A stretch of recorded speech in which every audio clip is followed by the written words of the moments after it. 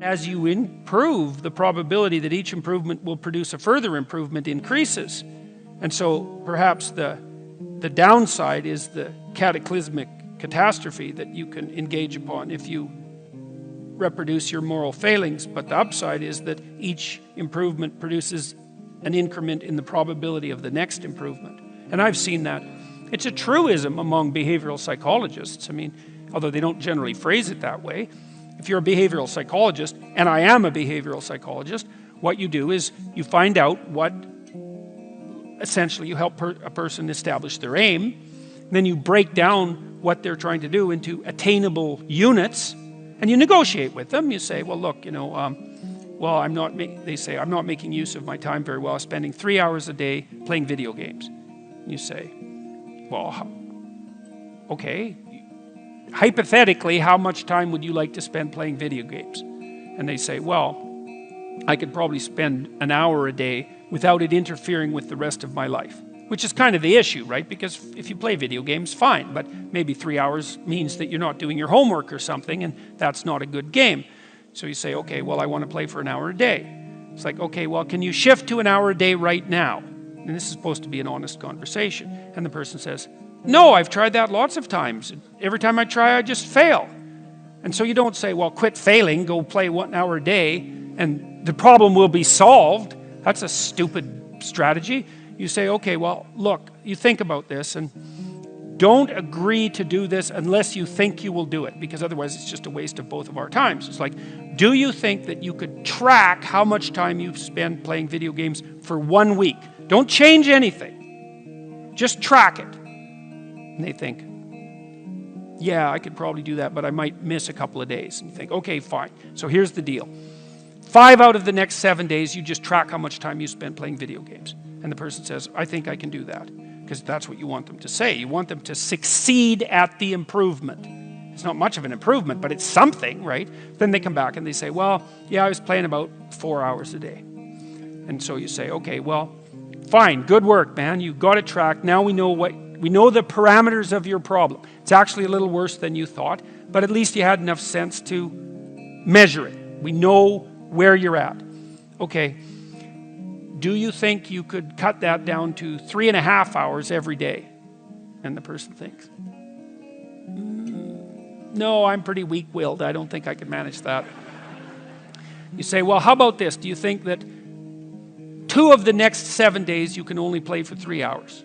You think you can manage that? And you're not cynical about this. You're not insulting the person, any of that. It's like, because you don't care. All you care is that they make some incremental movement towards their goal.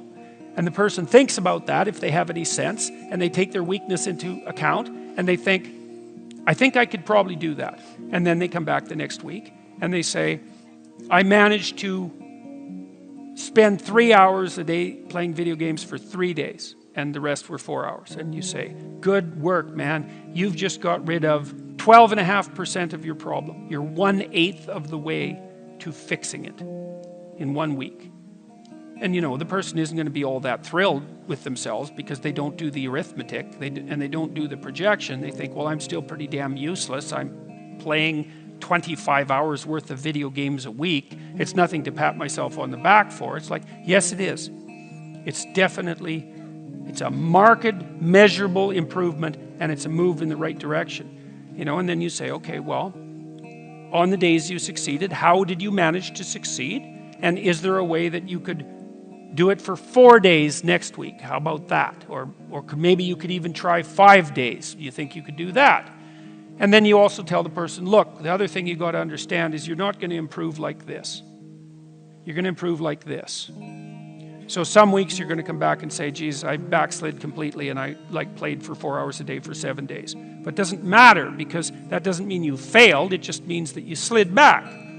You want to calculate it over a month or something like that. And, you know, generally speaking, a month later, the person's down to something like 2 hours a day, and you've figured out ways of filling their time in with something productive otherwise, and they're on their way. And the general consequence of that is that every time they manage an accomplishment, they get a little stronger in character, they get a little bit more confident in their ability, they get a little bit less racked with self-disgust, they get a little bit more hopeful about the future, and they get more confident that they can make another change.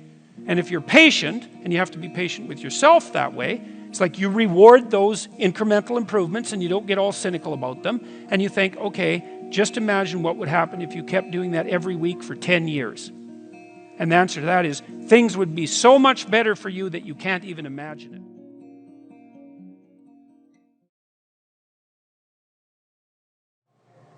Life is suffering. Right. Indisputable. What do you do about that? You voluntarily accept it and then strive to overcome the suffering that's a consequence of that. And you do that for you, and you do that in a way that makes it better for other people. And then that works. And one question might be, well, how well does it work? And the answer is, the only way that you can find out is by trying it. That's it. That's the existential element of it. The proof is to be derived by the incarnation of the attitude in your own life. No one can tell you how it will work for you. It's the thing that your destiny is to discover that. And you have to make the decisions to begin with. It's like, because you can't do this without commitment. You have to commit to it first. That's the act of faith that Kierkegaard was so insistent upon. You have to say, I'm going to act as if being is good. I'm going to act as if truth is the pathway to enlightenment. I'm going to act as if I should pursue the deepest meaning possible in my life. And there's reasons to do none of those.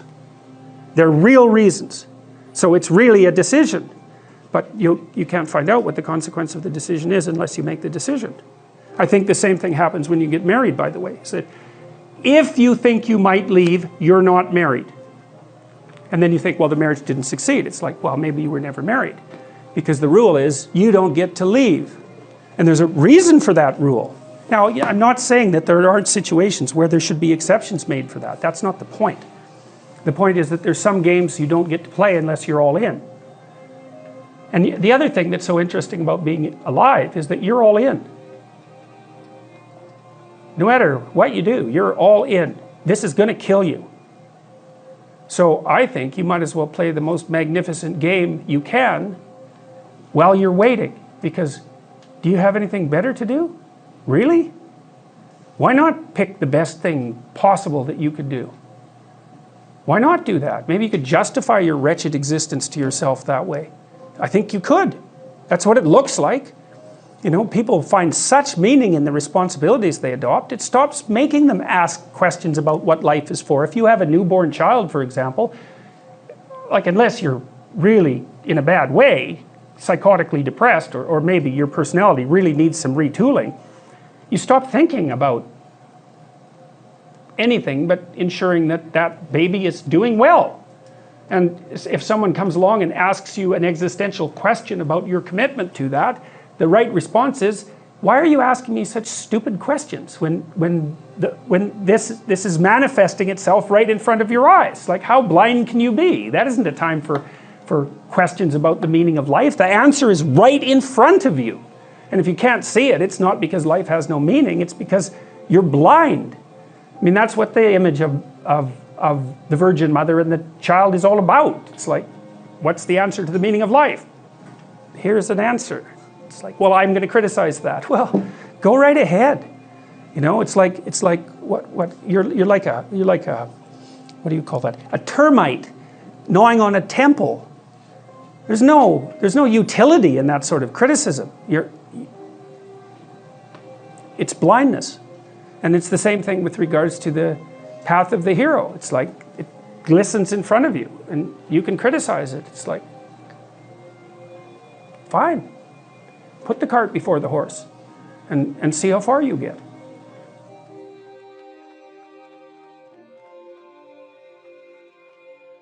You know, when you hear people like Joseph Campbell say things like follow your bliss, you know, and so that sounds pretty easy. You want to develop your personality, just do what you love. You know, it's a corruption of Carl Jung's thinking, because Jung would say, well, follow what you're interested in, it'll take you somewhere you really don't want to go, and then maybe you'll learn something. So, and that's a whole different proposition. So, human beings, if you talk about a human being, you tend to use something that's like a story. And when you recount your own being, you tend to use something like a story, and that sort of begs the question, you know, does that mean in fact that your experience is either a story or something like a story? And one of the things Jung said, I really like this, is you should figure out which story you're living, because you're living a story, and it might be a tragedy. And so, you know, you want to find out, because if it's a tragedy, you don't come to a very good end. Another thing Jung said was, this is also worth thinking about, people don't have ideas. Ideas have people. And so what Jung would say is that if you're living out a tragedy, the tragedy has you. You don't have it. And if you can figure out what the tragedy is that has you in its grip, then you have a fighting chance of escaping from it into a more pleasing plot. But it's no easy thing.